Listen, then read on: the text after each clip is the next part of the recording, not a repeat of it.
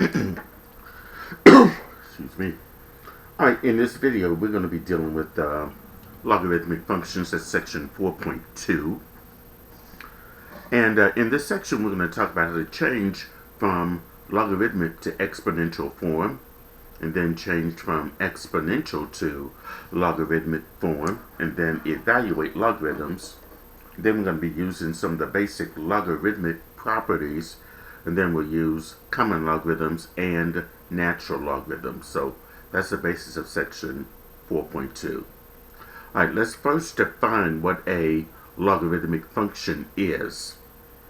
And it's this: for x is greater than 0 and b greater than 0, and b not equal to 1, y equal to log to the base b of x is equivalent to the exponential form b to the y equals x. Okay? So that function f of x equal log to the base b of x is the logarithmic function with base b. Okay? That's the definition. Now the equations y equal log to the base b of x and b to the y equal to x are just two different ways of expressing the same thing. The first equation is in logarithmic form. As you can see, there is the log. So that's logarithmic form. And the second equation is in exponential form, the b to the y equal to x. Now, notice that the logarithm y is an exponent. So when we're finding the logarithm to some base b of x, we're looking for the missing exponent. So we should learn the location of the base and the exponent in each form. So in this case, in logarithmic form, where we got log y is equal to log to the base b of x, the subscript, which is your b, the subscript for the log is your base. This y represents the exponent. So actually, when it's in log to the base b of x, we're looking for the exponent. Now in exponential form, that's quite obvious. The b right here is your base. The y there is your exponent. Okay? And here's a study tip that we can use to change from logarithmic form to the more familiar exponential form. So here we're going to be using this pattern. When you got y equal log to the base b of x, and if you want it in exponential form, you start with the subscript for the log, that's going to be your base, which is b, to the power of y. That y will be your exponent. B to the power of y will be equal to whatever is immediately after the logarithm. That's your x. So we're going to be using that study tip as a technique to change from logarithmic form to exponential form. So we're going to apply that to these examples here. Like in example 1. We're going to write each equation in its equivalent exponential form. So in this case, 3 is equal to log to the base 7 of x. And I want to write that in exponential form. So in this case, we start with the subscript for the log, which is your 7. And here, that 3, which is in front of the equal sign, is your exponent for the 7. So it'll be 7 to the third power. And that's going to be equal to whatever is immediately after the logarithm. That's the x. And that's all we have to do right there. Convert it to its equivalent exponential form. So it'll be 7 to the third equal to x. Alright, in part B, here we got 2 is equal to log to the base b of 25. So in this case, the subscript for your log is your b. We start there. And that 2 will be the exponent for the logarithm. So this will be b to the second. Then that's going to be equal to whatever is immediately after the logarithm. In this case, 25. So 2 equal log to the base b of 25 would be equivalent to b squared equal to 25 in exponential form. Now in part C, we got log to the base 4, 26 equals to y. Now it's written a little bit different from parts A and B, but still we can apply that technique to convert to exponential form by starting with the subscript for the log, which is your 4. And that y will be your exponent for the 4, so it'll be 4 to the power of y equal to what's immediately after the logarithm, 26. So it'll be 4 to the y equal 26, or log to the base 4 of 26 equals y.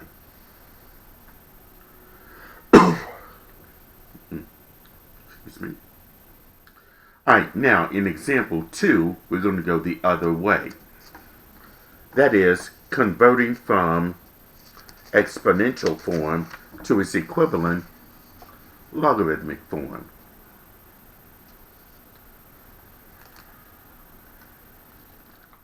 Now the technique we're going to have to use here in this case would be something like this.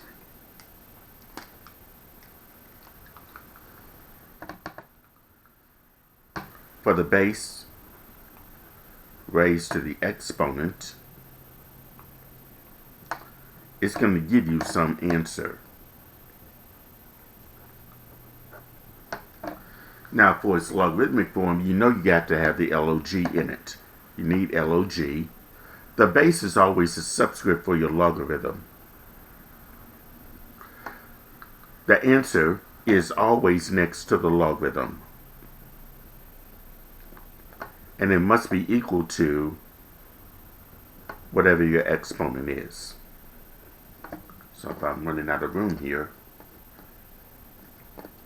but that's the technique, because the fact is the logarithm, when you're finding the log to the base of whatever your answer is always going to be equal to that exponent. Okay, so now we're going to apply that to example 2, A, B, and C. We're going to write each equation in its equivalent logarithmic form, like 2 to the 5th equals to x in part A. So in this case here, we know we need log for the log. The base is 2. That's going to be the subscript for the log.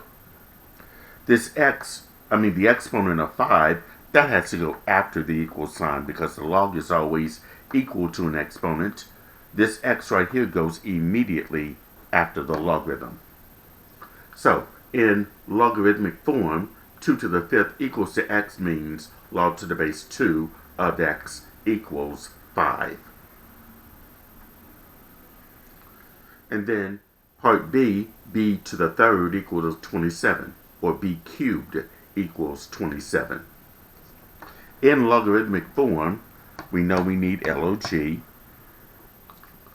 The b is the base. That exponent of 3 goes after the equal sign, and the 27 will go immediately after the logarithm. So here we got b cubed equal 27 in logarithmic form. Log to the base b of 27 equals 3.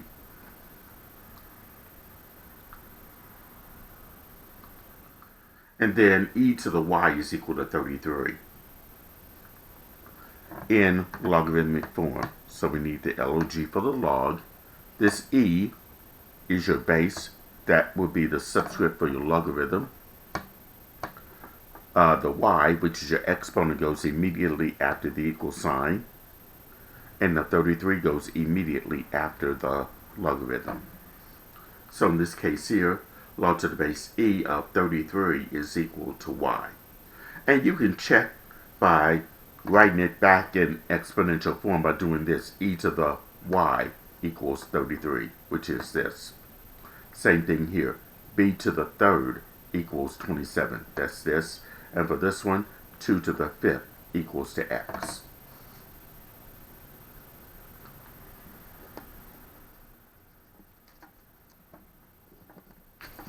Okay. Next, we're going to evaluate logarithms here. Since logarithms are exponents, it is possible to evaluate some logarithms by inspection. So to find log to the base b of x, we find the exponent to which b must be raised to get x. So in this case here, we need to find out b to what power would give us x. So we're looking for that missing exponent, like in part A of example 3. Here we got log of 100 to the base 10, or log to the base 10 of 100. And I want to find out what that missing exponent is. So what I would do is set this equal to y and try to convert this in its equivalent exponential form. So here, if I write that in exponential form, my 10 is the base, so this will be 10 to the power of y equal to 100. So here I'm going to find out what value of y that would give me 10 to what power that would equal to 100. So what I'm going to do here is this. That 100 is a multiple of 10. I'm going to write 100 in exponential form by dividing 10 into 100. That will go 10 times. And notice in this case, 10, well, I'll do this again. Divide 10 into 10, that goes one time. Notice that 10 is used as a factor twice. So 100 can be written as 10 to the second. I'll bring down 10 to the y. Now there's a rule that says that if your bases are the same, I can set this exponent to be equal to that exponent. So this means I can set this y equal to 2, since the base of 10 are the same on both sides of this equation. So here I have found my missing exponent. So that means log to the base 10 of 100 equals 2. And that's because 10 to the second does give you 100. Okay, next we'll look at part B. Log to the base 5 of 1 over 125. What I'm going to do here is set this equal to y. And then we'll write this in its equivalent exponential form. That means this 5 right here is your base. That's to the power of y. So it'll be 5 to the y equals to 1 over 125. Now, in this case, I'm going to write 125 as 5 to some power because I know it is a multiple of 5. So I'm going to divide 5 into 125. That would go, in this case, 25 times. And then divide 5 again. This time 5 goes into 25 5 times. And then divide 5 into 5. That will go 1 time. So as you can see here, 5 is used as a factor 3 times. So I'm going to bring down 5 to the y equal to 1 over 125 will be written as 5 to the third power. Now, I do know of a rule that says this. If I have 1 over a to the power of m, if I want to write that using negative exponents, I can pull the base out of the denominator, but that m will become negative. Okay. There's a rule that says that if I have 1 over a to the power of m, another way of writing that using negative exponents would be a to the negative m. So 1 over 5 cubed will be written as 5 to the negative 3 power. Now notice that these bases are the same, so I can set this exponent to be equal to that exponent. So that y would be equal to negative 3. And that's the missing exponent that I was looking for that particular example. So I can say log to the base 5 of 1 over 125 would be equal to negative 3.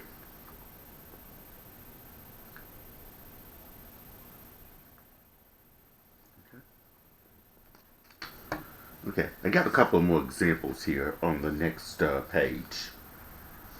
Need to bring this down. Log to the base 36 of 6. Log to the base 36 of 6. And what I'm going to do here is set this equal to y. And then write it in its equivalent exponential form. So in this case, this base is 36. So 36 to the y would be equal to 6. So I'm using a study tip to convert from logarithmic form to exponential form.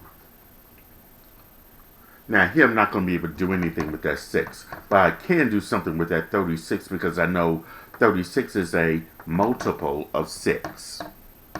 Okay, so let me divide 6 into 36. That's going to go 6 times, and then 6 goes into itself 1 time. And as you can see here, that 6 is used as a factor 2 times. So 36 can be written as 6 squared. But I do have the exponent of y, so I'm going to go ahead and bring that over. And that's equal to 6. And that's to the first power. Okay, the exponent for the 6 is the understood 1. Now on the left side, there's a rule that says if I raise a power to a power, I can multiply the exponent. So I'm going to bring down the 6 and multiply 2 times y. That's going to be 2y. And that's equal to 6 to the 1. Now notice my bases are the same. That means I can set this exponent to be equal to that exponent. So this means that 2y is equal to 1. And then divide both sides by 2. This will mean y is equal to 1/2, because I want to solve for y. So that's my missing exponent here for this logarithm. So this means log to the base 36 of 6 is equal to 1/2. And I'll go ahead and box in that final answer. Log to the base 36 of 6 equals 1/2.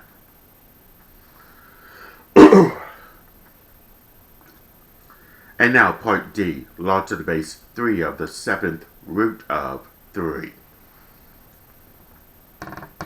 So again, I'll set that equal to y, and then write it in its equivalent exponential form. So in this case here, this will be 3 to the power of y equals to the 7th root of 3.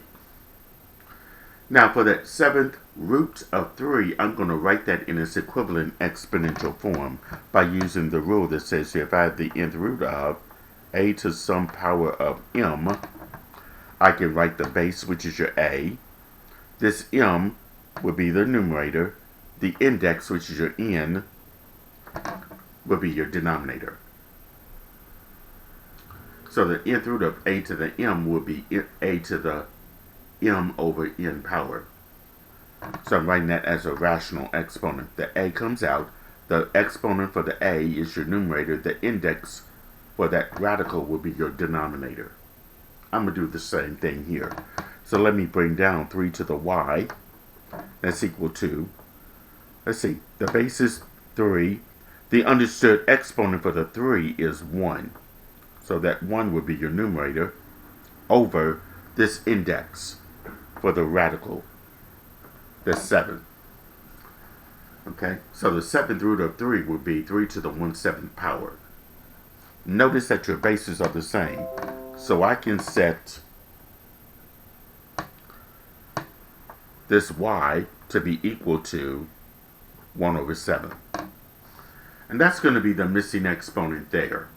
So the final answer would be log to the base 3 of the 7th root of 3 would be equal to 1/7.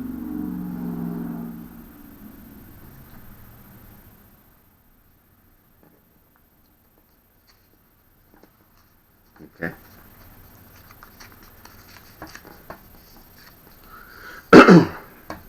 Alright, next is the basic logarithmic properties.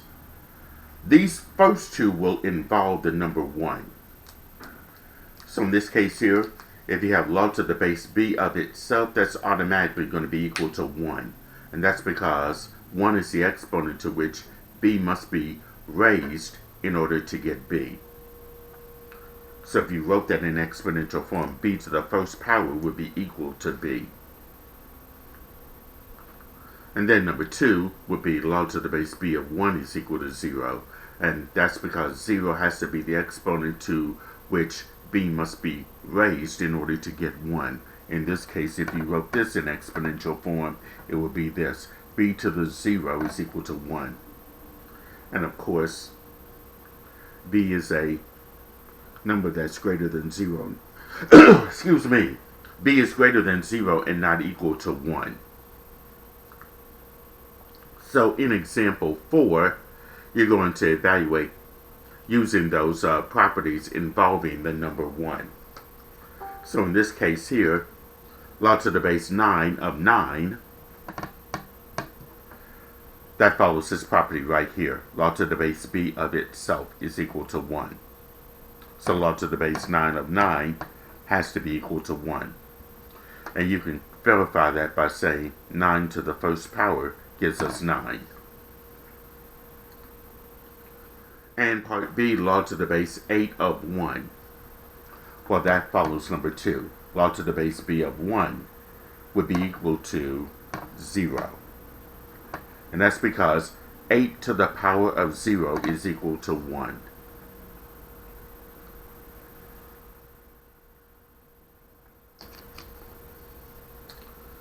Okay. Next would be the inverse properties of logarithms.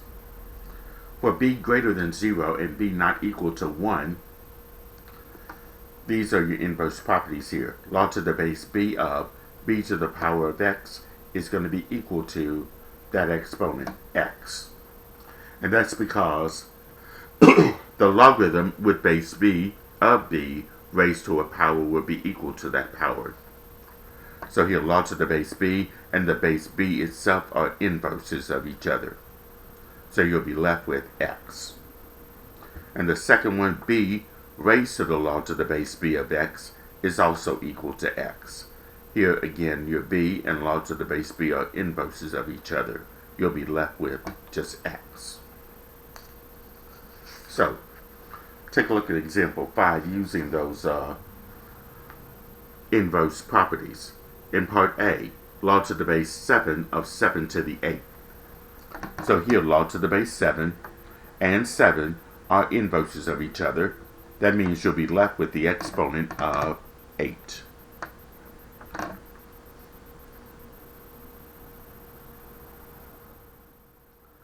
And then part B, 3 raised to the log to the base 3 of 17.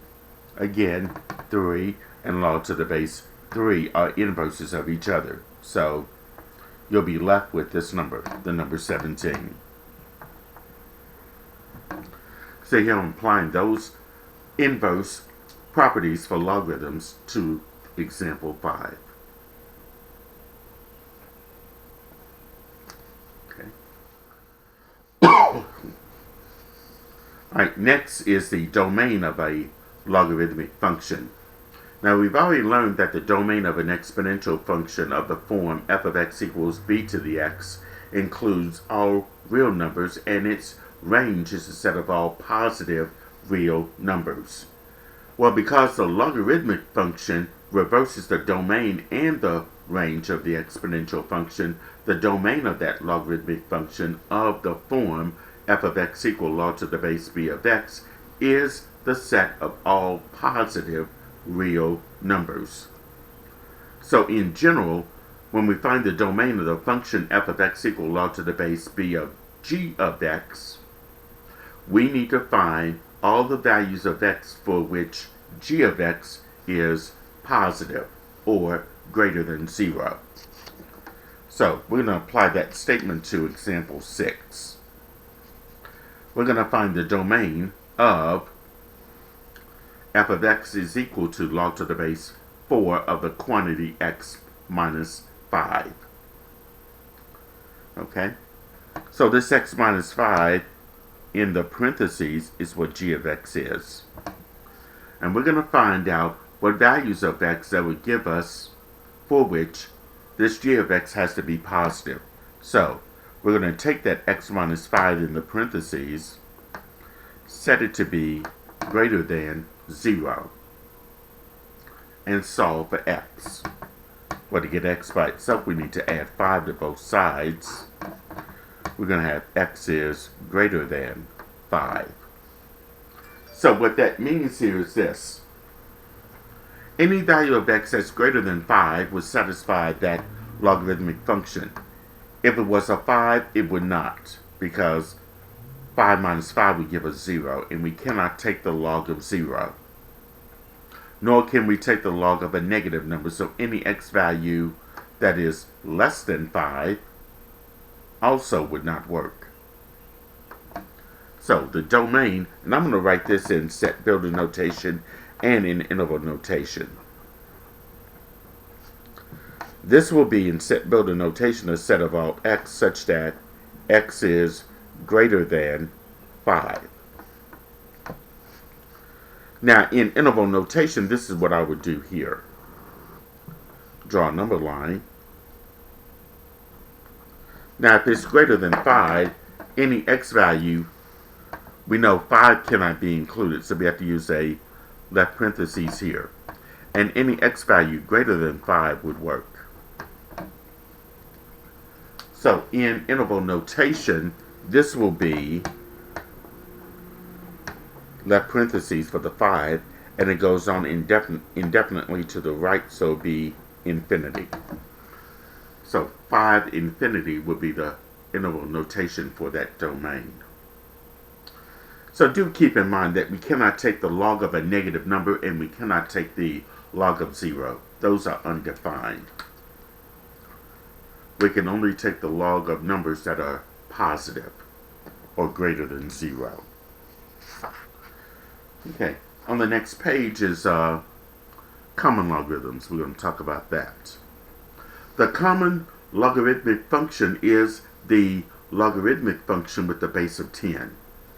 So here f of x equaling to log to the base 10 of x would be written as f of x is equal to just simply the log of x. Now if you don't see a subscript here, it's understood to be base 10.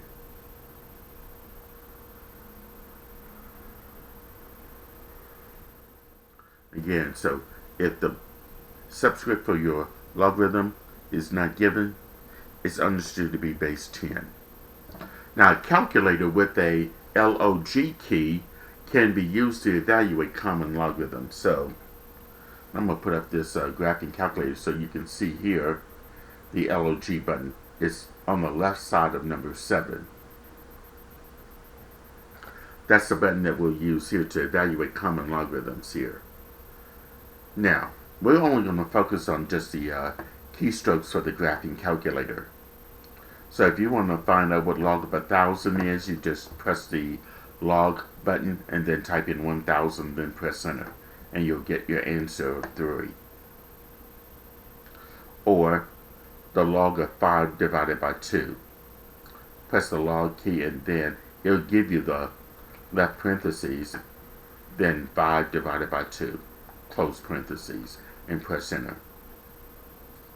Or if you want to do the log of 5 divided by the log of 2, you'll press the log key and then 5. And I think you have to close the parentheses after you enter the 5. and then divided by log of 2, and then close the parentheses, and then press enter to get your final answer. Now, if you try to take the log of a negative number, like the log of -3, you're going to get an error message, because we know we cannot take the logarithm of a negative number at all. And on here, makes that notation where you may have to use the right parentheses here, because some graphing calculators do give you the log when you press that button and gives you the left parentheses. So in this case here, clear this out, if I press log, it does give you the left parentheses.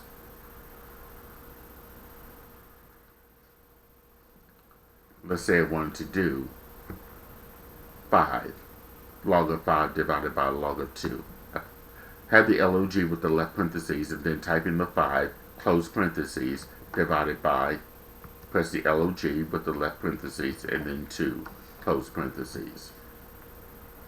And that will be the answer you'll get. Okay? Now let's take a look at this particular example dealing with logarithms. Like this one.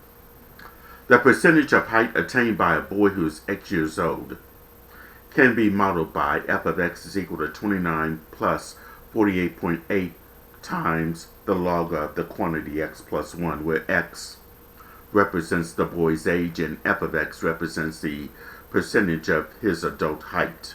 Approximately what percentage of his adult height has a boy attained at age 10?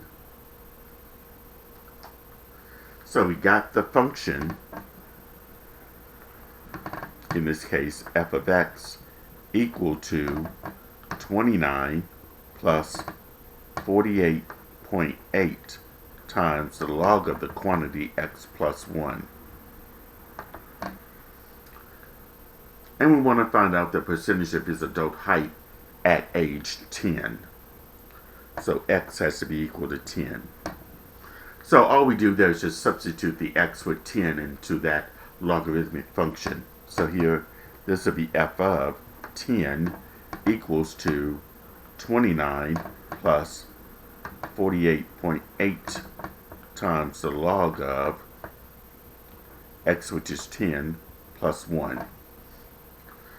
Well, I'll go ahead and add 10 plus 1, which is 11, so f of 10 in this case would be equal to 29 plus 48.8 times the log of 10 plus 1, which is 11. And then I'm going to type that into our calculator. So in this case here we press, well, we type in 29 and then plus 48.8, and then we press the log key on the left hand side, which will give you the left parentheses, and then you'll type in 11 and then close parentheses and then press enter.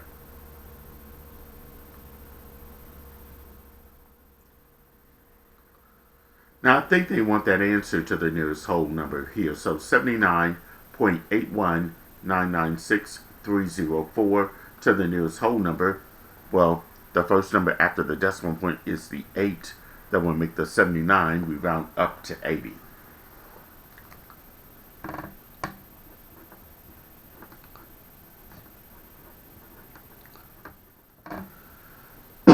So in this case here, f of 10 would be approximately 80%. What that means here is this. By the time the boy reaches 10 years of age, he has attained approximately 80% of his adult height. Okay.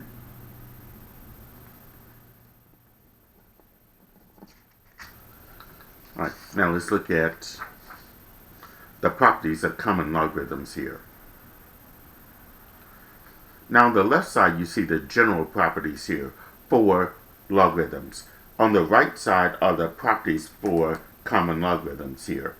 The first one is the log of 1 is automatically going to be equal to 0. because that's like 10 to what power would give you 1, and it has to be 0. The log of 10 would be equal to 1. That's just saying 10 to what power would give you the 10, which is in this case, it'll be 1. Those two you can type in the calculator directly if you like. So if you press the log key and then type in the number 1, you'll get 0. And then log of 10, type that in, you'll get 1.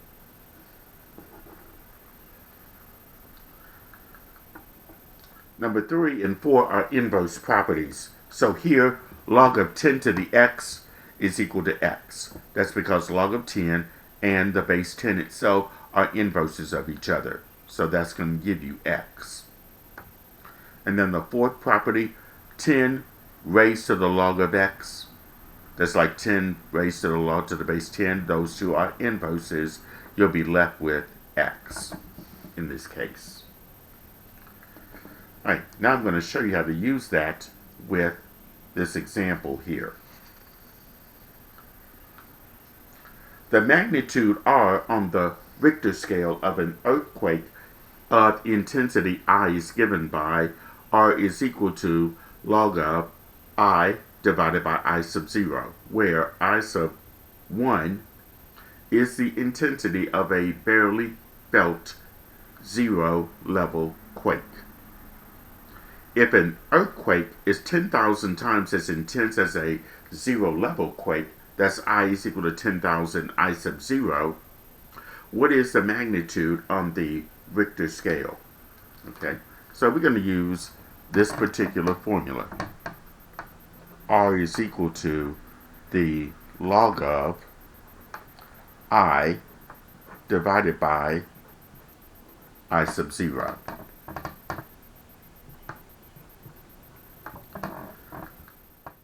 Now in this case here, your I in this case is at 10,000 I sub 0. So here I'm going to have this equal to the log of 10,000 I sub 0. That will be divided by I sub 0. Now here we're going to simplify that. Here these I sub 0s divide out. So you're going to be left with, in this case, the log of 10,000. Now I'm going to take this a little bit further because your 10,000, that's a power of 10. So I'm going to write that as log as 10 to some power. Now I can do this by counting how many zeros do I have in 10,000. That will give me the exponent. So here I got 4 zeros. That means I can write 10,000 as 10 to the 4th power. And then use the inverse property number 3.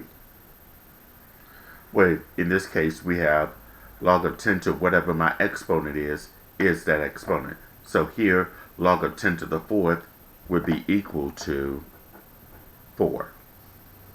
So the magnitude for this particular earthquake would be 4.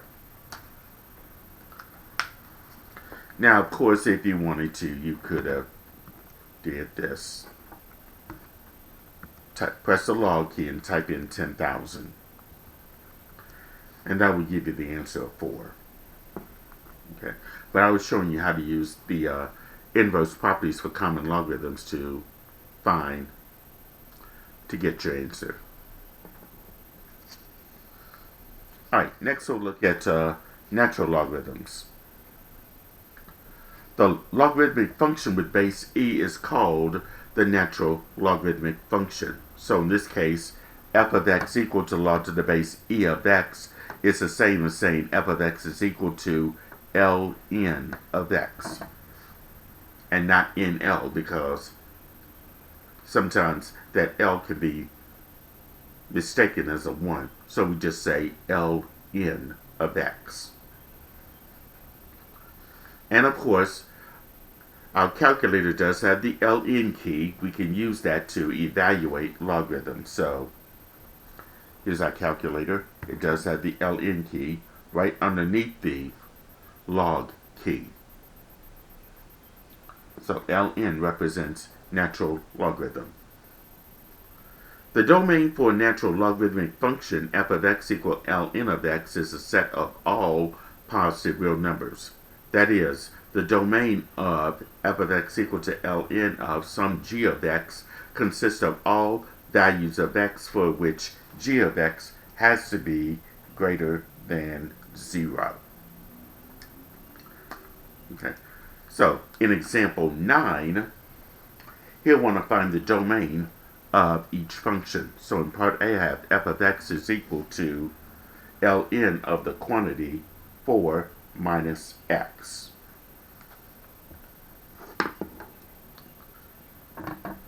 So here I need to take this 4 minus x that's in the parentheses and find out what values of x where 4 minus x would be greater than 0.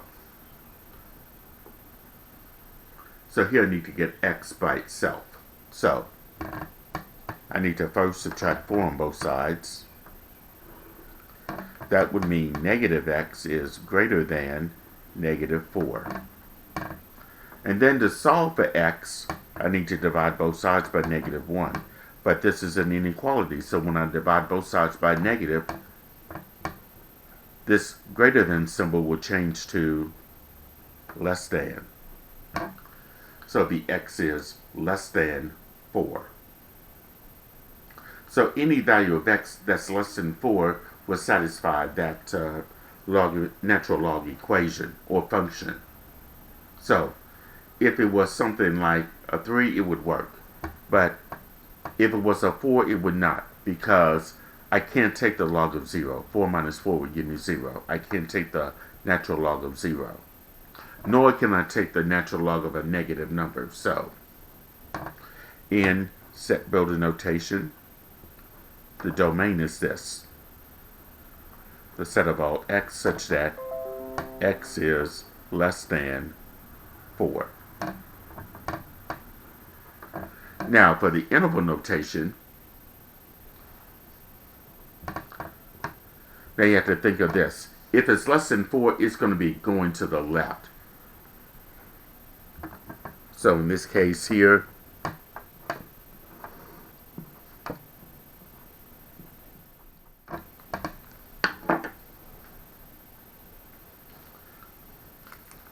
we have to use a parentheses at 4.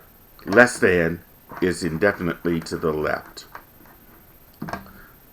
So the interval notation for that would be from left to right, negative infinity up to 4. That would be the interval notation.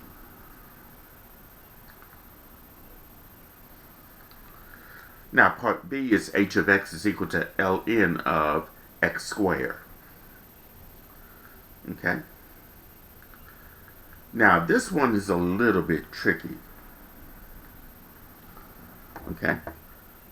I can take the x squared and set that to be greater than 0, and then take the square root on both sides to get rid of the square, because that's the opposite of squaring something. That would be x is greater than 0. But technically that would not be the right answer because of that x squared.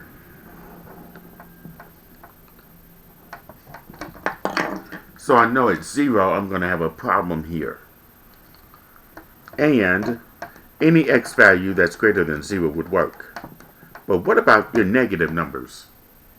Let's think about that. Your negative numbers are to the left of 0. If I square a negative, that's going to end up being positive. And I can take the natural log of a positive number. So any x value that's less than 0 would also work as well, because of the negative, and I square it, is going to be positive. The only problem we're going to have would be at 0. So its domain in interval notation actually would be this. Well, let's start off with set builder notation. It's a set of all x such that x is actually not equal to 0.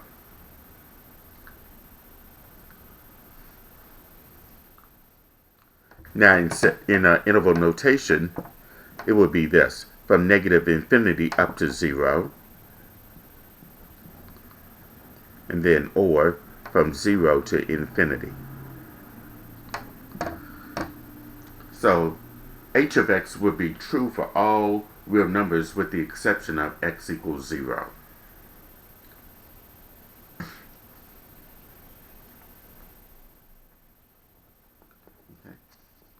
Alright, now on the next page are the properties of natural logarithms here.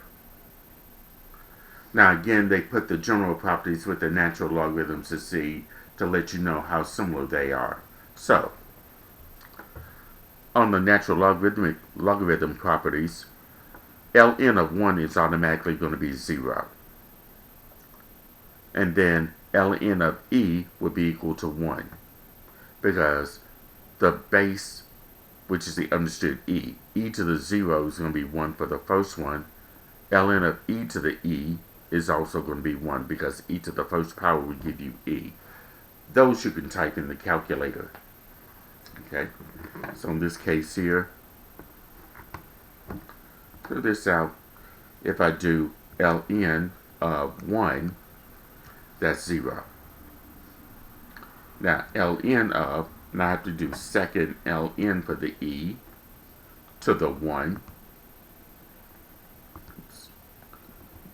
I need to use my right arrow key to get out of that exponential part and then close the parentheses. That would give us 1.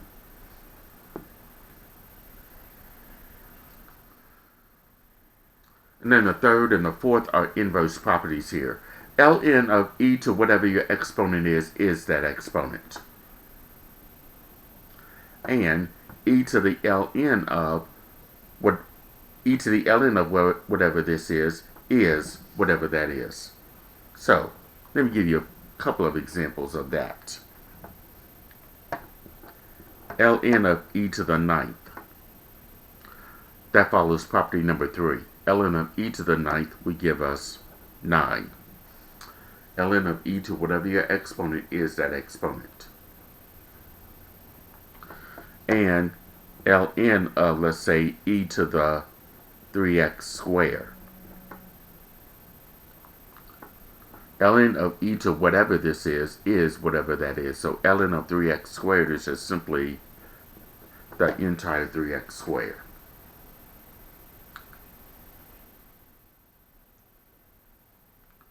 Because I think I have a few of those in the homework.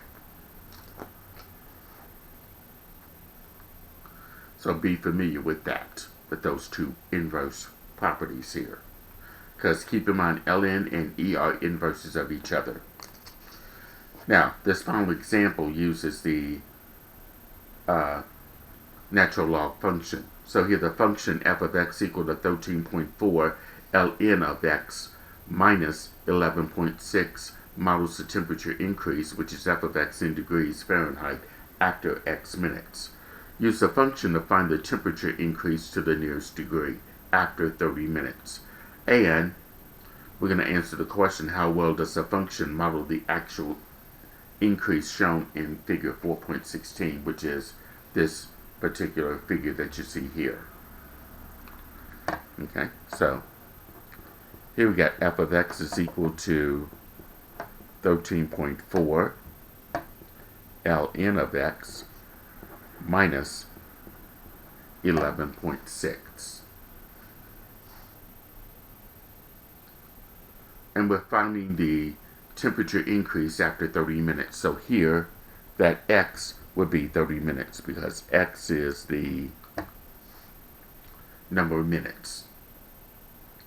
So we just simply replace the x with 30 into that particular natural log function. So here I got f of 30, that's equal to 13.4 ln of 30, notice I'm putting it in parentheses, minus 11.6.